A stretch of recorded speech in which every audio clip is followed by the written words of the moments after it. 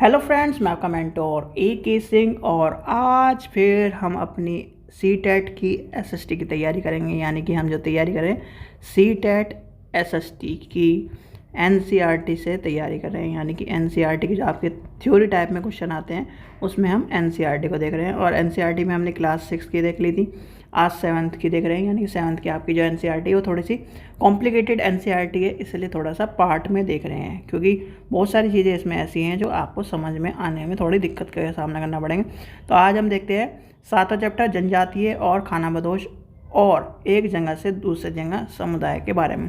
ठीक है, तो इसमें सबसे पहले जो क्वेश्चन आता है आपका वो इम्पोर्टेंट ये है कि जो पहले के लोग जो होते थे वो अपने यानी कि खाने के लिए और जानवरों के लिए, या सीधे सीधे क्वेश्चन आपसे पूछा जाता है कि अपने खाने के लिए वो क्या करते थे।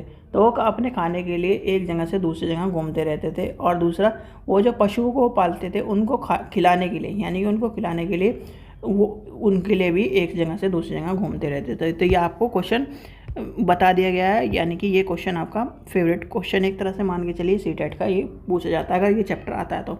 ठीक है, चलिए आगे देखते हैं इसमें इंपॉर्टेंट क्या है। पंजाब के खोखरा जनजाति 13वीं और 14वीं शताब्दी के दौरान बहुत प्रभावशाली थी। यहाँ बाद में कखर लोग ज़्यादा महत्वपूर्ण हुए। उनके मुखियाओं के कमाल यानी कि कमल खान मक्खर को बादशाह अकबर ने मनसबदार बनाया था। यानी एक क्वेश्चन पूछा जाता है कि मनसबदार है क्या। यानी कि मनसबदार एक अधिकारी के रूप में जो पद है वो माना जाता है, यानी कि एक तरह से पद था। आगे चलते हैं, देखते हैं क्या इंपॉर्टेंट है। कुल के बारे में तो आपको पता है। कुल क्या है? कुल आपको दो रूप में मिलता है। एक तो जो अपने घर का मुखिया होता है, यानी परिवार या घर का एक ऐसा समूह को कुल का कहते हैं जो जो एक ही पूर्वज की संतान हो, दावा करती हो, जनजातीय संगठन, नातेदार या कुल संबंधित हो। ठीक है, चलिए आगे देखते हैं और क्या इंपॉर्टेंट है। देखिए, मौजूदा बिहार और झारखंड के इलाकों में 12वीं शताब्दी के चोर सरदार शाहियों का उदय हो चुका था। बादशाह अकबर के प्रसिद्ध सेनापति राजा मान सिंह ने 1591 में चोर लोगों को हराकर उन्हें परास्त कर दिया। ये आपसे क्वेश्चन पूछा जाएगा। क्या पूछा जाएगा? इसमें सिर्फ मान सिंह पूछा जाता है कि मान सिंह कौन था। ठीक है, तो आपको बताना है बादशाह अकबर का प्रसिद्ध सेनापति था। औरंगजेब के समय में मुगल शासकों ने चेर लोगों का कई किलों का कब्जा किया। ये इतना इम्पोर्टेंट नहीं है, इसमें देखते हैं जो इम्पोर्टेंट है वो मैं बता देता हूँ। ठीक है, इसमें तो क्या नाम इम्पोर्टेंट नहीं है, ये इसलिए इम्पोर्टेंट लगाया गया है क्योंकि जब आपके ये नोट्स बन रहे थे, यानी कि ये नोट्स बनाए जा रहे थे, तो आपका था CBT एग्ज़ाम और अब हो रहा है ऑफलाइन एग्ज़ाम। ऑफलाइन एग्ज़ाम में आपको ये चीज़ का ध्यान रखना है, जितने भी ओल्ड पेपर हैं सारे के सारे आपको करने हैं। और आपका या तो कल से या परसों से टेस्ट लिया जाएगा और ओल्ड पेपरों से ही टेस्ट लिया जाएगा, जिससे आपको पता चले कि आपने ओल्ड पेपर कितने याद करें। क्योंकि जो 50 पेपर ओल्ड पेपर 50 है ना, उन्हीं में से आपका आएगा। ठीक है, तो आपको पता होना चाहिए। चलिए आगे चलते हैं। कर्नाटक और महाराष्ट्र की पहाड़ी कोली, देखिए ये भी इम्पोर्टेंट है। इसमें सिर्फ देखिए, इसमें जो इम्पोर्टेंट है, कर्नाटक और महाराष्ट्र की पहाड़ी में कोली, बेरदा और कई जनजाति निवासी स्थान पर रहती थी। जो कोली लोग गुजरात के कई इलाकों में भी रहते थे। ये एक चीज़ से क्वेश्चन इस तरह से बन सकता है कि कोली लोग कहाँ रहते थे, तो आपको पता होना चाहिए। ठीक है, इसमें कुछ दक्षिणी जो आगे आती है मेवाड़ और इस तरह जनजाति के विशाल अंबार थे। फिर आगे देखते हैं इम्पोर्टेंट क्या है। इम्पोर्टेंट ये भारत में फैले हुए थे, ये इम्पोर्टेंट नहीं है। छत्तीसगढ़, मध्य प्रदेश, महाराष्ट्र।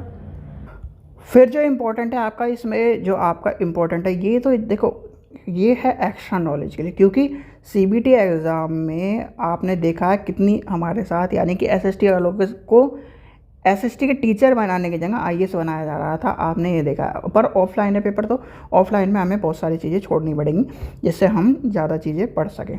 फिर आता है खानाबदोश, यानी खानाबदोश चरावा जो है जनजाति, उसके बारे में बताया। ये क्या थे? एक दूसरे के घूमते रहते थे, इस पर पशुओं पर निर्भर रहते थे, अनाज और कपड़ा, ये सब चीज़ें आती हैं जो आपको मैंने अभी इंपॉर्टेंट क्वेश्चन बताया। इंपॉर्टेंट क्वेश्चन इसमें यही है, सीधे सीधे एक ही क्वेश्चन पूछा जाता है। जो पहले के लोग होते थे, यानी कि जो लोग होते थे अपने खाने के लिए, या फिर या तो आपसे पूछा जाएगा अपने खाने के लिए क्या करते थे, और उसके नीचे आपसे 3-4 पॉइंट दे दिए जाएंगे, इनमें में से कौन सा सही है।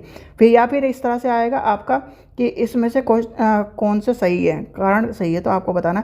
जो लोग होते थे, खानाबदोश लोग होते थे, वो अपने खाने के लिए एक जगह से दूसरी जगह घूमते रहते थे, अपने चरागाहों के लिए एक जगह से दूसरी जगह घूमते थे। इस तरह की चीज़ें आपसे पूछी जाती हैं। फिर आगे देखते हैं, चीज़ों के लिए ऊन, ये इंपॉर्टेंट नहीं है, छोड़िए। फिर खानाबदोश की और भ्रमणशील, ये आपको बता दिया गया, पूरा का पूरा आपको कहानी मैंने बताई दी है।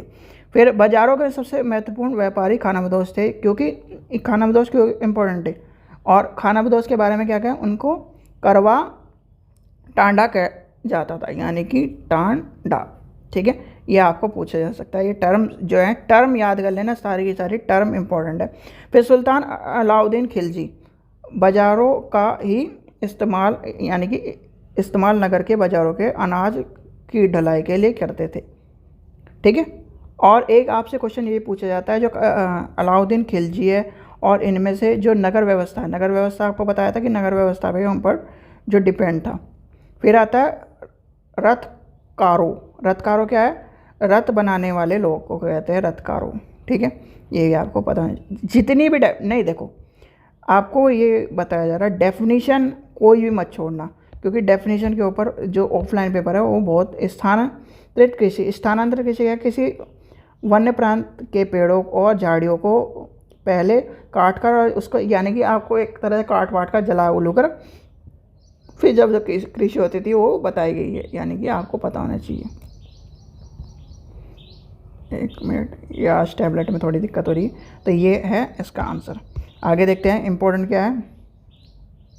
गोंडा राजा अमन दास, ठीक है, इसमें इम्पोर्टेंट ये है, गढ़कटंगा के गोंडा राजा अमन दास ने संग्रह शाह की उपाधि धारण की थी। उसके पुत्र दलपत ने मोहबा के चंदेल राजपूत राजा साला साल बहन की पुत्री राजकुमार दुर्गवती से विवाह किया था। तो यानी कि इस तरह की जो टर्म आती है उल्टी सीधी, तो आपको पता होना चाहिए इसमें। वैसे तो ये इंपॉर्टेंट है नहीं, ये वाला इंपॉर्टेंट है नहीं। फिर आता दलपति के मृत्यु के बाद, ये इंपॉर्टेंट नहीं है। इंपॉर्टेंट आगे देखते हैं, 1565 में ये क्या है, 65 में आसफा खान के नेतृत्व में गढ़कंटा पर हमला किया। रानी दुर्गावती ने इसके जमकर सामना किया, इसके उनकी हार हुई और संपूर्ण कर बाजार, यानी कि बजाय वो यानी कि एक तरह से उसने क्या करा, वो मरना पसंद किया। तो ये आपको बताया गया। इसमें सिर्फ एक ही क्वेश्चन इंपॉर्टेंट है, ये वाला जो, ये इंपॉर्टेंट बस, और कुछ इंपॉर्टेंट नहीं है इसमें। चलिए आगे चलते हैं। थोड़ा सा मुझे भी टाइम लग रहा है, देखो मैं भी मशीन हूँ नहीं हूँ, इंसान ही, थोड़ा सा मुझे पढ़ने में, ये बस यही है कि पढ़ने में थोड़ा टाइम लगता है। जो इम्पोर्टेंट है मैं आपको वो बता देता हूँ, नहीं तो और कोई इम्पोर्टेंट नहीं। पहले इम्पोर्टेंट में, पहली लाइन में कोई इम्पोर्टेंट नहीं है। ओमन लोग मौजूदा म्यांमार से आकर 13वीं सदी में ब्रह्मपुत्रा घाटी पर आके बसे। तो ये आपसे पूछा जा सकता है ओमन क्या था, यानी कि ये क्या है। ठीक है, ये आपको पता होना चाहिए। फिर आते हैं जनजाति, ये 13वीं शताब्दी में, ये सब चीज़ें छोड़ दो। ठीक है, लेकिन ओमन लोग दक्षिण पश्चिम में कई आक्रमण का सामना करना पड़ा, और मीर, ये भी इम्पोर्टेंट नहीं है, क्योंकि मीर जाफर, ये वाला जो क्वेश्चन है, देखो ये वाला क्वेश्चन जो है अगर पूछा जाता तो वो आता CBT एग्ज़ाम में। ठीक है, CBT एग्ज़ाम में ज़रूर पूछा जाता है इस तरह का क्वेश्चन। ओमन राज्य बेगार पर निर्भर था, राज्य के। फिर आपसे कोई सा क्वेश्चन पूछा जा सकता है, ये वाला टर्म्स जरूर पूछे जाते हैं, टर्म्स को मैं छोड़ूंगा नहीं। पाइक क्या है, तो ये आपको पता होना चाहिए। राज्य के लिए जिन लोगों को जबरन काम किया करवाया जाता था, यानी एक तरह से गुलाम की श्रेणी में आता है। ओमन लोग वयस्क पुरुष युद्ध के दौरान सेना में अपनी सेवा प्रदान करते थे, दूसरे समय बांध, सिंचाई, इस तरह की काम करते थे। आगे चलते हैं। फिर आता है अब आगे देखिए, बुर्जी नामक ऐतिहासिक कृति को पहले ओमन भाषा और फिर आसामिया में लिखा गया था। तो ये आपसे ये क्वेश्चन पूछा जा सकता है। इस तरह के छोटे छोटे क्वेश्चन, क्योंकि देखो ऑफलाइन का पेपर का मतलब ये है पेपर की बर्बादी का, इनका ये मानना होता है कि पेपर की बर्बादी है। क्योंकि भाई आप भी उस, देखो आज एक चीज़ मैं बताता हूँ, गवर्नमेंट जॉब में जो चला जाता है वो उसके बाद औरों को वो पागल समझता है। ठीक है, आप भी हो, आज अभी आप तैयारी कर रहे हो, आज आपकी गवर्नमेंट जॉब लग जाए, आप औरों को पागल समझने लगोगे। तो वही टर्म होती है कि ज़बरदस्ती पेपर कराया जा रहा है, ये है वो है, बहुत सारे लोग इस तरह सोचते हैं। फिर आता है मंगोल। मंगोल के बारे में आपको बता ही दिया कि इतिहास में सबसे प्रसिद्ध पशुचारक और शिकारियों में एक तरह से जनजातियों में थे। ठीक है, ये मध्य एशिया के घास के मैदान से टेपी और थोड़ा उत्तर की ओर वन प्रांतों से बसे हुए थे। यानी कि 1206 में चंगेज़ खान ने मंगोल और तुर्क जनजातियों को एकता पैदा करने के लिए उन्हें शक्तिशाली सैन्य बल में बदल दिया। अपनी मृत्यु के पश्चात यानी कि 1227 में वह क्या करा, इस प्रदेश में आकर उसने उत्तराधिकारी को शासन में, यह सब चीज़ें आपको एक तरह से पढ़ने की जरूरत नहीं, पर याद कर लेना कि जो आपसे क्वेश्चन पूछा जा सकता है कि मंगोल जो है चंगेज़ खान कौन था। चंगेज़ खान कौन था, जो मंगोलिया का एक तरह से सरदार माना जाता है और सुप्रसिद्ध राजा। आगे देखते हैं ईश्वर के अनुराग, यानी कि इसमें देखते हैं इसमें क्या इंपॉर्टेंट है। परमेश्वर के विचार ये छोड़ दीजिए। विशुद्ध धर्म अनुष्ठान के मध्य शिव, विष्णु और दुर्गा का परम देवी देवता के रूप में, ये इंपॉर्टेंट है, ये पूछा जाता है, ये क्वेश्चन आ चुका है, तो आपको ये देख लीजिए। अनुष्ठान के माध्यम से शिव, विष्णु और दुर्गा को परम देवी देवता के रूप में पूजा जाता था। चलिए आगे चलते देखते हैं इंपॉर्टेंट क्या है इसके। 7वीं और 9वीं शताब्दी के बीच कुछ धार्मिक आंदोलन, देखिए इस आंदोलन का नेतृत्व नए नारों, शैव संतों और अलवरों वैष्णव संत के रूप में, यह संत ये संत सभी जातियों के लिए एक तरह से क्या करते थे। और एक चीज़ का ध्यान रखना, ये टर्म इसे लिख लो, और वैष्णव धर्म का अलवरो ये लिख लो, दोनों इम्पोर्टेंट है, क्वेश्चन पूछा गया है। यूपी टेट में भी एक बार शायद से क्वेश्चन पूछा गया, यूपी टेट में भी, और आपके जो हिस्ट्री के पेपर हुए हैं उसमें भी पूछा गया। फिर आगे आता है अस्पृश्य समझी जाने वाली जनजातियों के लोग में शामिल किया गया था। वह बौद्ध और जैन कूट आलोचक थे और शिव और विष्णु के प्रति सच्चे प्रेम को मुक्त का मार्ग मानते थे। ठीक है, चलिए आगे चलते हैं, आगे देखते हैं। फिर आता है कुल मिलाकर 63 नए नार ऐसे थे जो अस्पृश्य, यानी कि इस तरह से माना जाता है, अस्पृश्य थे। एस पर कामगार, किसान, इस तरह की टर्म्स में आते हैं। फिर आपसे देखें और क्या पूछा जाता है। इनमें सर्वाधिक प्रसिद्ध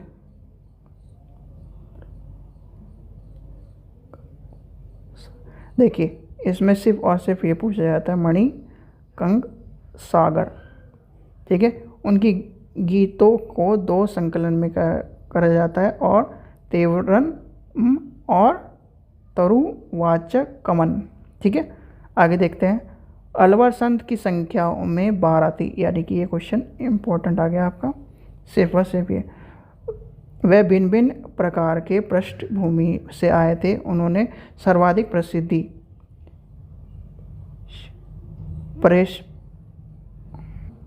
परियलवर और उनकी पुत्री अंडाला, ये इस तरह से, देखिए ये इंपॉर्टेंट नहीं है, आगे चलते हैं। इसमें सिर्फ इंपॉर्टेंट ये था, आगे देखते हैं इंपॉर्टेंट क्या है।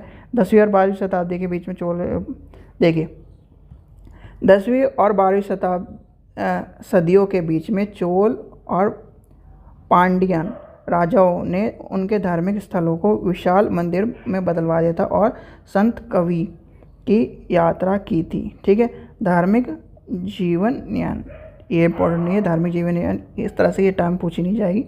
देखते हैं आगे कौन सा इंपॉर्टेंट है। रामानुजम 11वीं शताब्दी के तमिल में पैदा हुए थे। वह विष्णु भक्त अलवर संत के बहुत प्रभावी थे। उन्होंने क्या किया, मोक्ष की प्राप्ति के लिए अपना यानी कि उपाय के विष्णु की प्राप्ति के अन्य भक्ति का बताया। आगे देखते हैं। 22वीं शताब्दी के मध्य कर्नाटक में प्रारंभ हुए वीर शैवों ने सभी व्यक्तियों को समानता के पक्ष में जाति और तथा नारी के प्रति व्यवहार के बारे में ब्रह्मवादी यानी कि ब्राह्मणवादी विचारधारा के विरुद्ध अपना क्या करा, प्रबल तर्क दिया और प्रस्तुत किया। ये बताया गया कर्मकांड, ये इंपॉर्टेंट नहीं है। आगे देखते हैं क्या है। देखते हैं महाराष्ट्र के ज्ञानेश्वर, नामदेव, एक नाथ और तुकाराम जैसे वैष्णव संत कवि भगवान, देखिए इसमें सिर्फ इम्पोर्टेंट क्या है, इसके नाम, यानी कि महाराष्ट्र के ज्ञानेश्वर, ये इम्पोर्टेंट है। फिर आता भगवान विठल की आराधना में वार, इसमें देखिए और कुछ इम्पोर्टेंट है क्या, नहीं इसमें इम्पोर्टेंट नहीं है, छोड़ दो इसे, ठीक है। चलो आगे देखते हैं इम्पोर्टेंट क्या है। धार्मिक समूह के उभरते,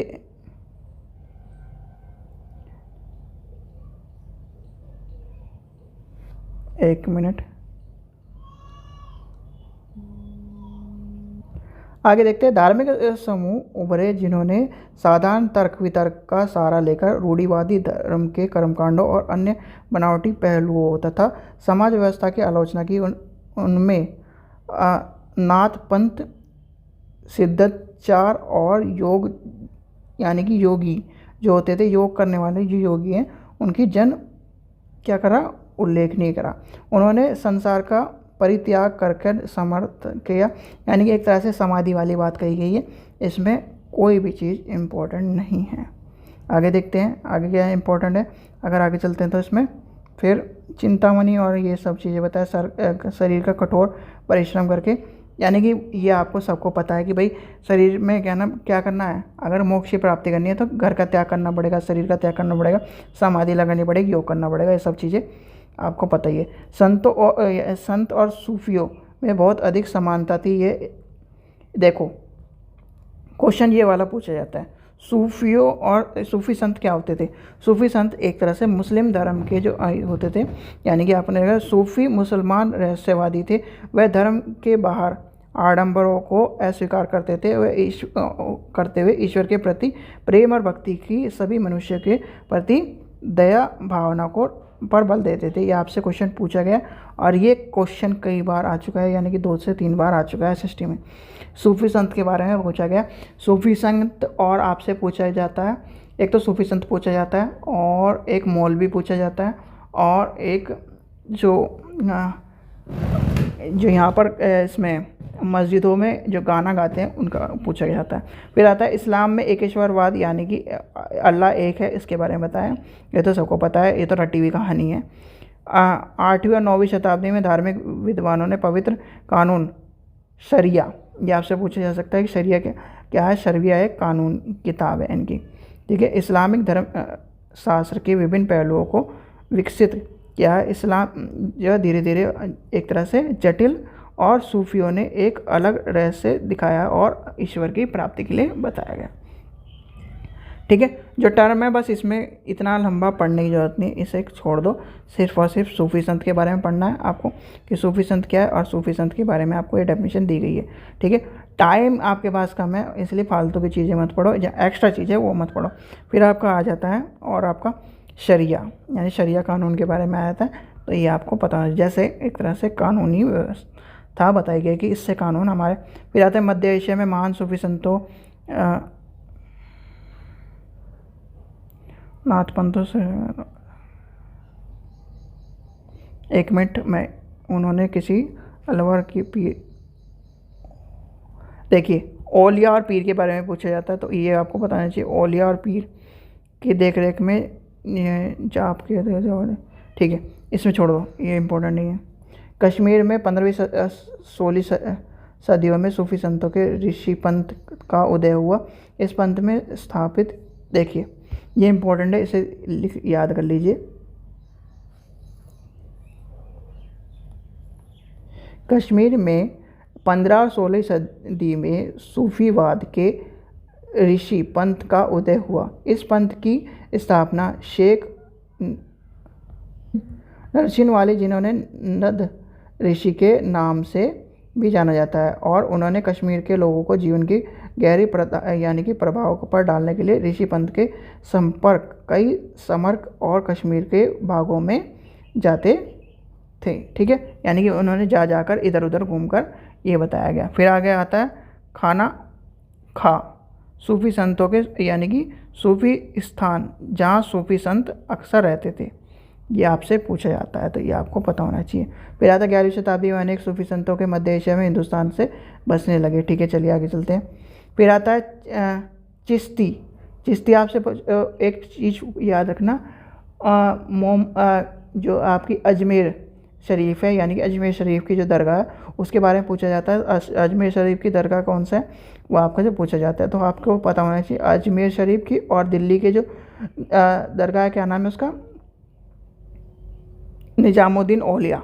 निजामुद्दीन औलिया की दरगाह और अजमेर की जो दरगाह है उसके बारे में आपको पता होना चाहिए। इसमें देखिए चिश्ती सिलसिले में सबसे अधिक प्रभावशाली औलियाओं की एक लंबी परंपरा थी, जैसे कि अजमेर के ख्वाजा मोइनुद्दीन चिश्ती, इम्पोर्टेंट है, लिख लो इसे, ख्वाजा मोइनुद्दीन चिश्ती। और दिल्ली के जो इम्पोर्टेंट है, दिल्ली में आपके है ये इम्पोर्टेंट है, देखिए दिल्ली में कुतुबुद्दीन जो है बख्तियार काकी, पंजाब के बाबा फरीद, दिल्ली के निज़ामुद्दीन औलिया और गुलबर्ग के बंदर राजी, ये आपसे पूछा जाता है। तो ये आपका यहाँ से लेकर कहाँ से, एक मिनट मैं बताता हूँ आपको, यहाँ से लेकर ये और ये लाइन तीनों की तीनों ये अलग अलग क्वेश्चन पूछे जाते हैं, तो इसलिए ध्यान कर लेना। आगे देखते हैं सूफी संतों में अपना खानखाओं के विशेष बैठक के आयोजन कराने लगे सभी पर, यह इंपॉर्टेंट नहीं, छोड़ता इम्पोर्टेंट नहीं।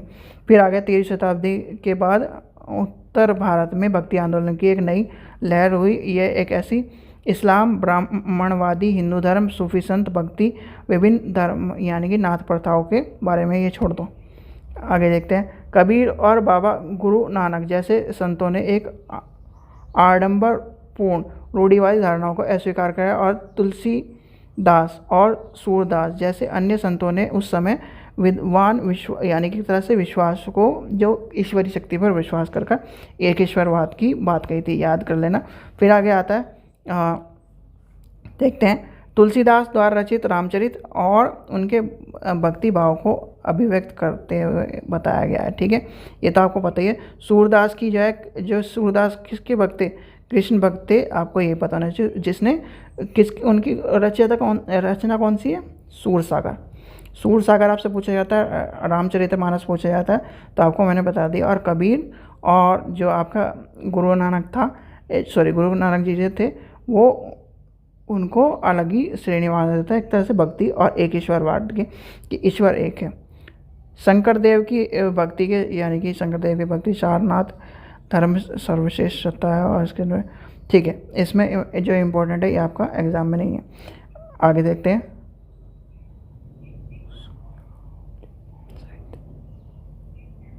देखिए, इसमें जो इम्पोर्टेंट है मैंने अभी पढ़ लिया है, इसमें सिर्फ ये पूछा जाएगा। और नामघर क्या है, नामघर कविता पाठ और प्रार्थना घर को कहते हैं। ठीक है, ये आपको पता होना चाहिए। चलिए आगे देखते हैं, और कोई फालतू की चीज़ें देखते हैं।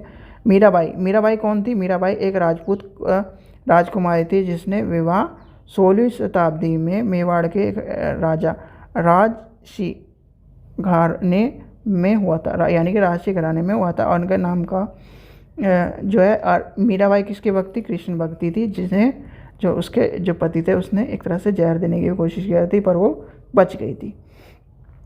भक्ति संतों के एक महत्वपूर्ण योगदान संगीत के विकास में बंगाल के जयदेव ने संस्कृत में गीता गोविंद को रचित एक तरह से रचना कर उन्हें गीत एक विशेष राग और ताल के रूप में बताया गया। तो ये इतना इम्पोर्टेंट है नहीं। चलिए आगे चलते हैं, देखते हैं।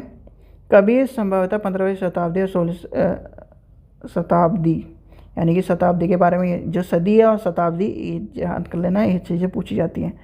ठीक है, आपको जो बड़े बड़े पैराग्राफ में मिलेगा उसमें मिलेगी सदी लिखी हुई, और शताब्दी लिखा हुआ मिलेगा जो शॉर्ट फॉर्म में मिलता है, जैसे कि आपने बोली 16वीं शताब्दी ऐसे मिलेगा। और जहाँ इस तरह मिलेगा जो पैराग्राफ में मिलता है वो सदी मिलता है। ये आपने ध्यान भी दिया होगा तो आपको पता होगा। वह एक अत्यधिक प्रभावशाली संत थे। उनका पालन पोषण बनारस के में या उनके आसपास के मुगल बोला मुसलमानों ने करवाया था, यानी कि एक तरह से यानी कि उनके परिवार का हिस्सा थे। और एक चीज़ ध्यान रखना, कबीर के बारे में ये कहा गया है ना तो वो मुस्लिम थे ना वो हिंदू थे। इसके बारे में आज भी रहस्य है कि वो कौन से धर्म में थे। और आपसे एक क्वेश्चन मैं आज से पूछता हूँ कि वह कौन सा संत था जो अंधा होने के बाद भी, यानी कि जैसे कबीर है और आपका सूरदास है, इनमें से कौन था जो अंधे होने के बाद भी उन्होंने आँखों देखी जो चीज़ें हैं उससे भी बेटर कविताएं लिखी हैं। आगे देखते हैं बाबा गुरु नानक के बारे में, गुरु नानक जी के बारे में बताया गया। यह आपसे क्वेश्चन पूछा जाता है तो यह आपको बताना चाहिए। देखिए, कबीर के अपेक्ष यानी कि आसपास जो चीज़ें हैं, आसपास कब हुआ? बाबा गुरु नानक जी का जो जन्म एक तरह से माना जाता है। फिर आता है, ठीक है, फिर आगे देखते हैं तलवड़ी पाकिस्तान के नानकाना साहिब में जन्म लेने के वाले गुरु कौन थे? गुरु नानक जी। करतारपुर में, जो करतारपुर आपके रावी नदी के पास है, और करतारपुर साहिब में आज भी जो लोग थे, यानी कि आज भी जो लोग हैं जा सकते हैं एक दिन के लिए पाकिस्तान में वीज़ा फ्री। ठीक है, तो आगे बताया गया। फिर आगे इसमें से इम्पोर्टेंट ये लंगर इम्पोर्टेंट है। लंगर क्या होता है? लंगर एक तरह से ओके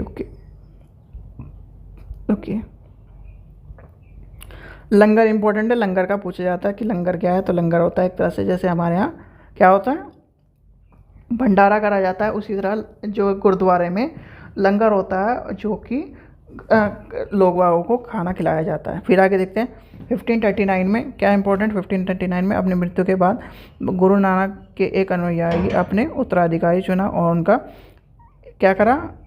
गुरु अंगद, यानी कि लेकिन ये गुरु अंगद के नाम से जाने जाते हैं। गुरु अंगद जो थे महत्वपूर्ण थे और उसके बाबा गुरु नानक के अंग माने जाते हैं। ठीक है, आगे देखते हैं इम्पोर्टेंट क्या है।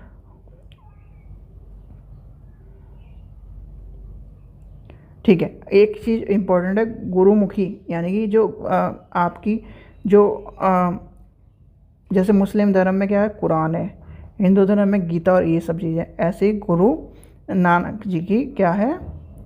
क्या रचयिता है? जो गुरु नानक जी ने, यानी कि एक तरह से सिख धर्म का क्या इम्पोर्टेंट है? सिख धर्म की आपकी है कृति कौन सी है? यानी कि देखिए, एक मिनट ऊपर करते हैं इसे। गुरु अंगद ने बाबा गुरु नानक की रचना संग्रह किया और उस संग्रह के अपनी कृति में जोड़ दिया। एक संग्रह की लिपि गुरुमुखी में लिखी। गुरु अंगद के 3 उत्तराधिकारी थे, अपने यानी कि रचना नानक के नाम से लिखी थी। इन सभी संग्रह को गुरु अर्जुन देव ने, यानी कि गुरु अर्जुन देव जो थे उन्होंने 1604 में संग्रह के शेष फरीद, संत कबीर और भक्ति नामदेव और गुरु जो ये थे सब ने बताया था। और उसे क्या कहते हैं? यानी कि जो उनकी कृति है, यानी कि एक तरह से जो सिख धर्म है, सिख धर्म में सबसे इम्पोर्टेंट किसे मानते हैं? देखो, आपको मैंने बताया कि मुस्लिम धर्म में कुरान, हिंदू धर्म में गीता, इस तरह के, तो यहाँ पर क्या मानते हैं बताओ? चलो आपको ये छोड़ देते हैं कि आप बताओ।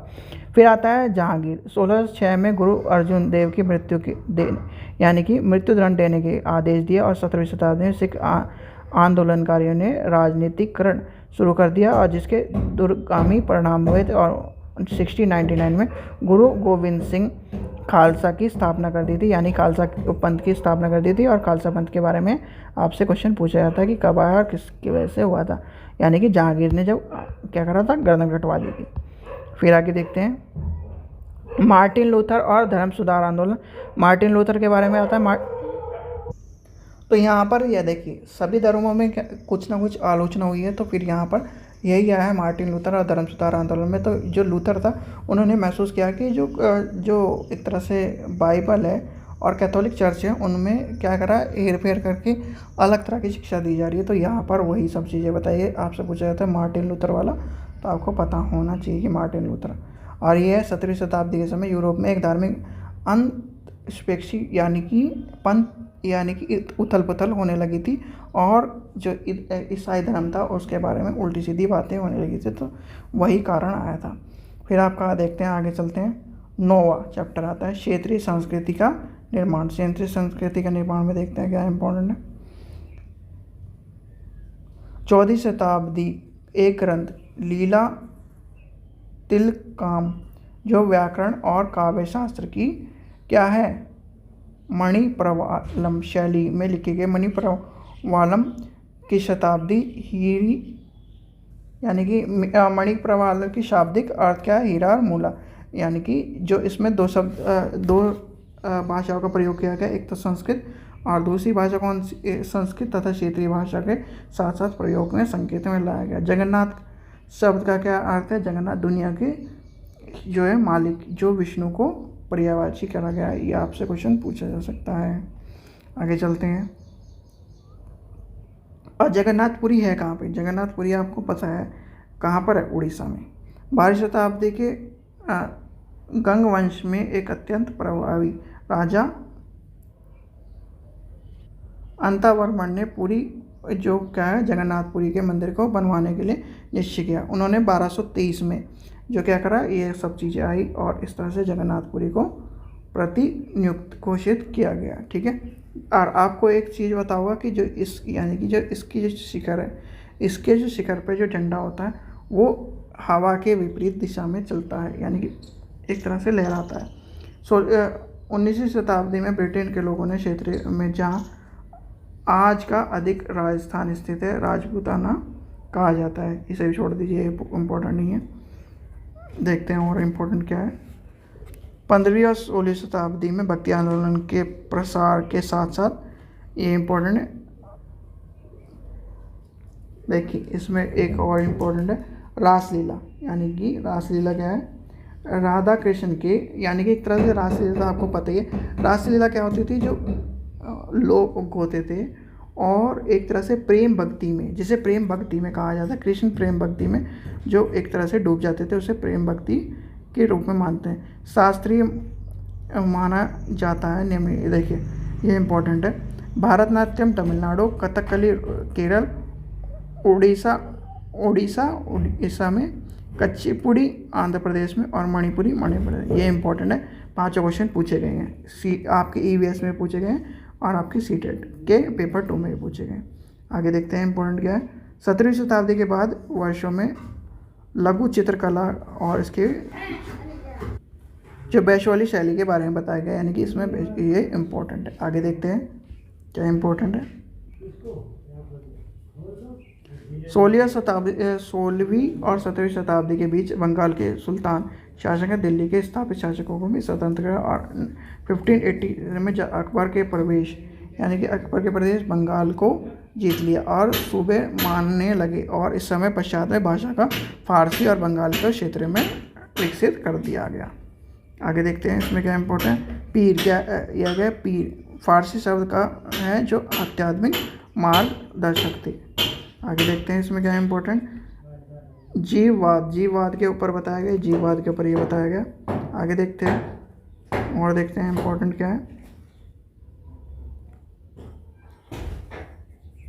आगे देखते हैं। आगे इसमें क्या दिया है, जो मंदिरों के यानी कि शिखरों के बारे में दिया गया है। शिखरों में आपको पता होना चाहिए मंदिरों की छत यानी कि एक तरह से आकृति की बंगाल की छापेदार झोपड़ियों की तरह 2 चाल यानी कि 2 छत वाले और चौचाल 4 छतों वाले होते थे। यानी कि इसके बारे में आपने देखा होगा 5वें चैप्टर में जो हमें गुंबद के बारे में बताया गया, उसी आकृति के बारे में ये बताया गया है। तो आगे देखते हैं आगे इसमें क्या इंपॉर्टेंट है।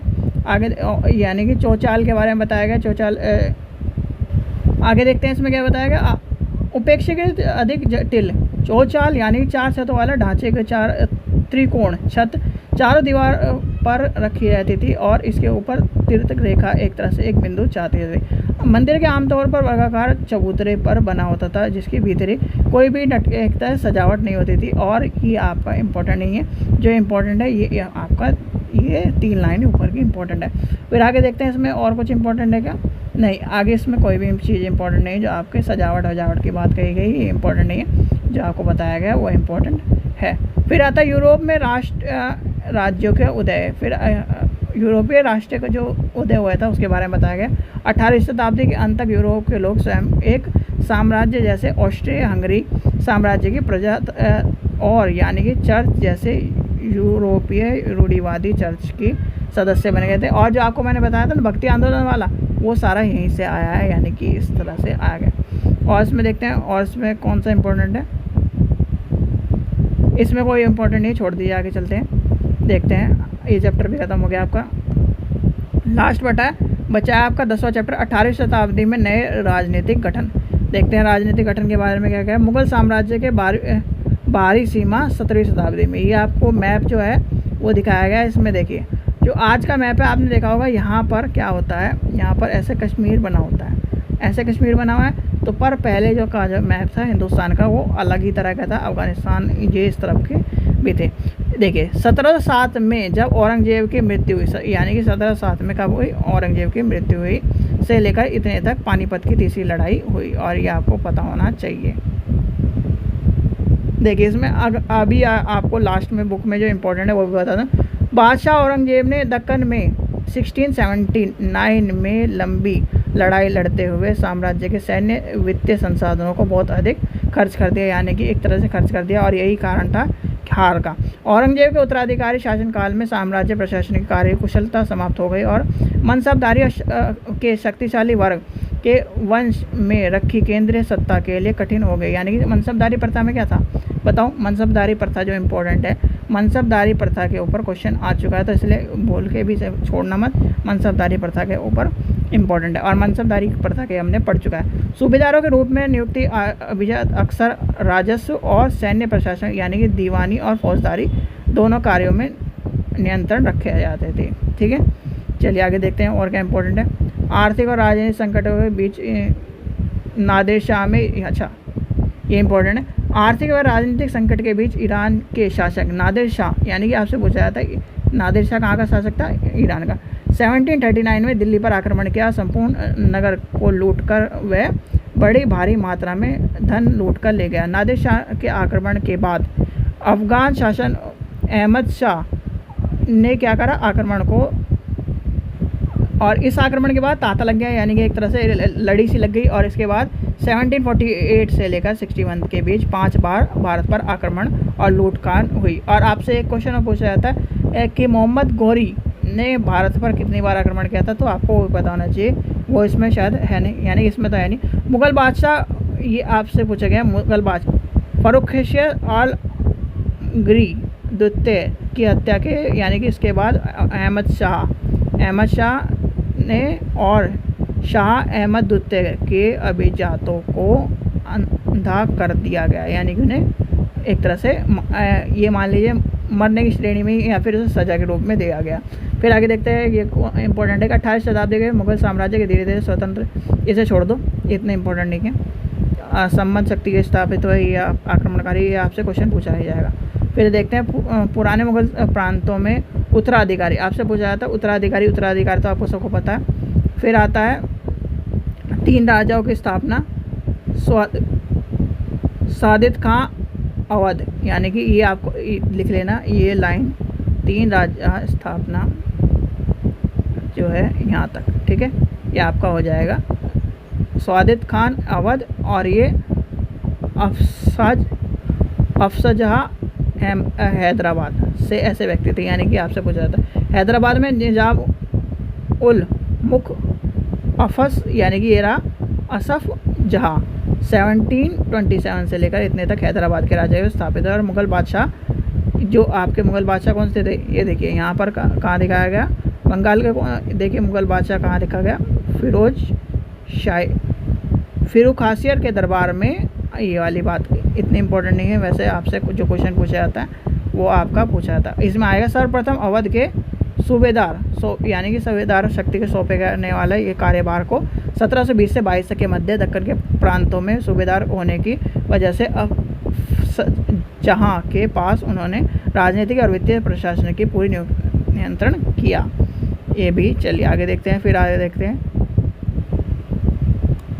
निज़ाम की फौज। हैदराबाद के निज़ाम के बारे में बताया गया इतने 90 में, और इसमें पूछा जाता है, ये कथन के रूप में पूछा जाता है 400 हाथी आसपास, यानी कि उसके आसपास कई हज़ार घुड़सवार और अत्यंत कुशल क्या है सुंदर सजीवी, और एक तरह से जो वेतन था उनका 100 रुपये था। यानी कि आपसे क्वेश्चन पूछा जाता है। आगे देखते हैं अवध के बारे में क्या गया, अवध में क्या खास बताया गया, इसमें क्या इंपॉर्टेंट है। इसमें इंपॉर्टेंट अवध के समृद्ध शक्तिशाली प्रदेश था जो गंगा नदी के उपज मैदान में फैले हुए थे, जो उत्तरी भारत के तथा बंगाल के बीच व्यापार के मुख्य कारण यानी कि मार्ग होकर गुजरते थे। ठीक है, आगे देखते हैं इसमें क्या इंपॉर्टेंट है। सैनिक मामले में ये इंपॉर्टेंट नहीं है। चलिए फिर आता बंगाल में क्या इंपॉर्टेंट है, बंगाल में भी देखते हैं। बंगाल में सूबेदार की बात आई थी, सूबेदार की बात आपको पता ही है। हैदराबाद निज़ाम ये भी इम्पोर्टेंट नहीं है, छोड़ दीजिए। 18वीं शताब्दी में बंगाल के क्षेत्रों में राज्य जमींदार काफ़ी बदलाव आया था और सूबेदारों के हैदराबाद के, छोड़ दीजिए इसे, ये इम्पोर्टेंट नहीं है। यानी कि ये आपका क्वेश्चन, इसमें 1-2 क्वेश्चन इंपॉर्टेंट है जो आपको बता रहा था मैं। आगे देखते हैं कर संग्रह के लिए राज्य अधिकारियों को निर्धारण ना कर 3 राज्य हैदराबाद, अवध और बंगाल ने राजस्व वसूलने के लिए इजारेदारों के साथ ठेका कर लिया था। एक तरह से इजारेदार प्रथा जो है मुगलों के पूर्व नापसद की 18वीं शताब्दी के समस्त भारत में फैली। ये क्वेश्चन इंपॉर्टेंट है, यानी कि आपसे इस तरह के क्वेश्चन पूछे जाते हैं तो आपको पता होना चाहिए। आगे देखते हैं कई राजपूत शासकों ने मुगल राजस्व स्वीकार कर लिया, लेकिन मेवाड़ के एक ऐसे राजपूत थे जिन्होंने मुगल यानी कि और मेवाड़ के राणा प्रताप जो थे उन्होंने उदयपुर और मेवाड़ के बड़े क्षेत्रों में नियंत्रण कराया और मेवाड़ की गद्दी पर आसान हुई। और राणा के पास क्या था, मुगल, और आगे चल के क्या हुआ, अपने निर्णय पर अड़े रहे। तो ये सब चीज़ें आगे आपको पता ही है। फिर आगे देखते हैं इसमें कौन सा इंपॉर्टेंट है।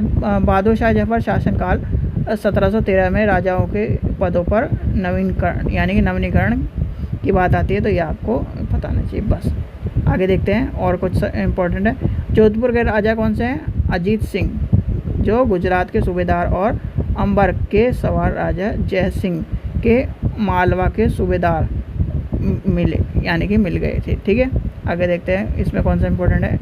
जो ये सब चीज़ें बातें हो रही हैं ये एक तरह से आपके एक्स्ट्रा नॉलेज के लिए बातें हैं। देखते हैं आगे कई राजपूत सरदारों ने पहाड़ियों की चोटी पर किले बनाए थे, ये छोड़ दो। ये आगे देखते हैं। राजा जयसिंह अपनी सत्ता की चरम सीमा पर थे। 12 वर्ष के लिए वे आगरा के सूबेदार रहे और 5 से 6 वर्ष के लिए मालवा के। उन्होंने, ये भी इम्पोर्टेंट नहीं, छोड़ दीजिए, अंबर के शासन। ठीक है, चलिए आगे देखते हैं। गुरु गोविंद सिंह ने 1660 में खालसा पंथ की स्थापना की। इम्पोर्टेंट है, खालसा पंथ की स्थापना करी। इस तरह के क्वेश्चन आपसे पूछे जाते हैं तो आपको पता होना चाहिए। फिर उसने यानी खालसा की कई लड़ाई हुई और 1708 में गुरु गोविंद सिंह की मृत्यु कर दी गई, यानी कि आपको मृत्यु के बारे में पूछा जाता है। उसके बाद फिर आगे क्या है, बंदा बहादुर के नेतृत्व में खालसा के मुगल सत्ता के खिलाफ विद्रोह किया। उन्होंने बाबा गुरु नानक और गुरु गोविंद सिंह के नामों वाले सिक्के डलाए, यानी कि एक तरह से सिक्के वाली बात आ जाती है।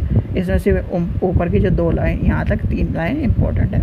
चलिए आगे चलते हैं, आगे देखते हैं। फिर आगे इम्पोर्टेंट क्या है, अब ये दल खालसा ही जो इम्पोर्टेंट, दल खालसा में आपको 18वीं शताब्दी के नेतृत्व में सिख और गुरु अपने अपने जत्थों और क्या नाम मिसलों के संगठन किया। उन्होंने जत्थों और मिसलों के संयुक्त सेनाएं क्या है, दल खालसा कहलाती है। यानी कि दल खालसा के बारे में आपसे पूछा जाए तो ये आपको पता होना चाहिए। फिर आगे देखते हैं, आगे गुरु गोविंद सिंह के प्रस्ताव के बारे में आ गया, ये इतना इम्पोर्टेंट नहीं है। चलिए आगे चलते हैं। अंतर्गत किसानों के उपज का 20% लेकर दल में, यानी कि ये क्वेश्चन पूछा जा सकता है। ये देखते हैं क्या है यहाँ से। सिक्के देखते हैं। सिखों ने राखी व्यवस्था स्थापित की, जिसके अंतर्गत किसानों के उनकी उपज का 20% के रूप में लेकर बदले में उन्हें यानी कि सुरक्षा प्रदान करने की, यानी एक तरह से प्रोटेक्शन मनी की बात आ रही है यहाँ। गुरु गोविंद सिंह खालसा पंथ के प्रेरित होकर उन्होंने क्या करा, या इसमें आ गए थे। और आपसे एक तरह से जो क्वेश्चन पूछा जाता है कि वैसे तो डीपली जब हिस्ट्री पढ़ोगे तभी समझ में आएगा, जो मास्टर्स या फिर एक तरह से PhD में तभी समझ में आता है। फिर आता चौथा और ये है सर देशमुखी, यानी कि आपको बताना चाहिए जमींदारों द्वारा वसूल किए जाने वाले भू राजस्व के 25% दक्कन में इलाकों में मराठा वसूल करते थे। और ये क्या, दक्कन के मुख्य राजस्व संग्रहकर्ता के लिए किया जाने वाला भू राजस्व 9 से 10%, यानी कि इस तरह की जो टर्म है ये आपसे पूछी जाती हैं। चलिए आगे चलते हैं, देखते हैं। ये भी इम्पोर्टेंट नहीं है, देखते हैं, चलिए आगे चलते हैं। जाटों की शक्ति के सूरज के, ठीक है छोड़ दीजिए, भी ये भी नहीं पूछा जाएगा। फ्रांसीसी क्रांति का आपसे पूछा जाता है। फ्रांसीसी क्रांति का वही 1789 से लेकर 94 तक। 18वीं शताब्दी में भारत के विभिन्न राज्य व्यवस्था यानी कि व्यवस्थाओं में जनसाधारण की अपनी अपनी सरकारों में कार्य हिस्से लेने के लिए अधिकार नहीं था। एक ऐसी स्थिति पश्चिमी दुनिया में भी चलती थी, और वो कौन सी, फ्रांसीसी क्रांति के रूप में जानी जाती थी। और आपको फ्रांसीसी क्रांति का अब इसमें जो है, यानी कि ये चैप्टर ख़त्म हो गए। इसमें देखिए, इसमें भी दिया गया, वो 8th क्लास की किताब में दिया गया है, यानी कि 8th क्लास की जब आप हिस्ट्री किताब पढ़ेंगे तो आपको बता दूंगा हिस्ट्री किताब में उसमें क्या क्या चीज़ें इंपॉर्टेंट दी गई हैं। चलिए, तो आज आपकी क्या नाम 7th क्लास की भी हिस्ट्री किताब खत्म हो गई। देखो, आप ये सोच रहे होंगे कि पता नहीं क्या पढ़ा रहे हैं। देखो क्या पढ़ा रहा हूँ, वो ये पढ़ा रहा हूँ मैं आपको कि आपको जो चीज़ इम्पोर्टेंट है, यानी कि चाहे मैंने आपके लिए 10 लाइन इंपॉर्टेंट करके रख रखी हो, वो है आपके CBT एग्ज़ाम के लिए थी, यानी कि CBT एग्ज़ाम में बहुत डीपली पूछा जा रहा था। अब तो आपका पेपर होना है ऑफलाइन, तो ऑफलाइन में आपको जो चीज़ें इंपॉर्टेंट है सिर्फ वही बता रहा हूँ, टाइम वेस्ट करना नहीं है। आज है 11 तारीख, ठीक है, इसलिए सारी चीज़ें खत्म करनी है, तो इसलिए आपको सारी चीज़ें बताई जा रही हैं, ठीक है। आशा करता हूँ आपको वीडियो पसंद आई तो लाइक करें, चैनल को सब्सक्राइब करें, वीडियो को ज़्यादा से शेयर करें। Thank you.